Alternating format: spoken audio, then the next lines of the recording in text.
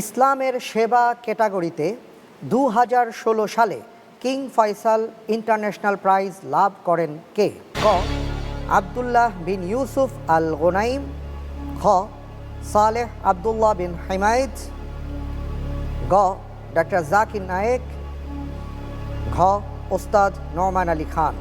আমরা জানি যে বিভিন্ন ক্যাটাগরিতে কিং ফয়সাল ইন্টারন্যাশনাল প্রাইজ দেওয়া হয়, এর মধ্যে একটি হচ্ছে ইসলামের সেবা দাওয়া। 2016 সালে কে পেয়েছেন?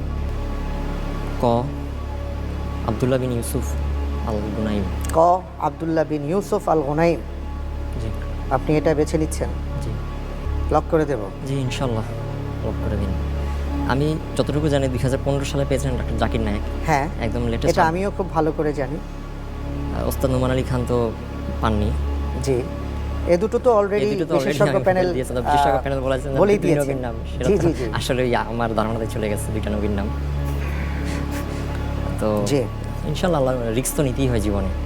ইনশাল্লাহ আমি যাচ্ছি ক আল্লাহর উপর ভরসা করে ক বলছেন। লক করে দেয়া হোক আবদুল্লাহ বিন ইউসুফ আল গোনাইম, ক। আপনি যে উত্তরটি দিয়েছেন উত্তরটি সঠিক হয়, সালেহ আবদুল্লাহ বিন হুমায়দ।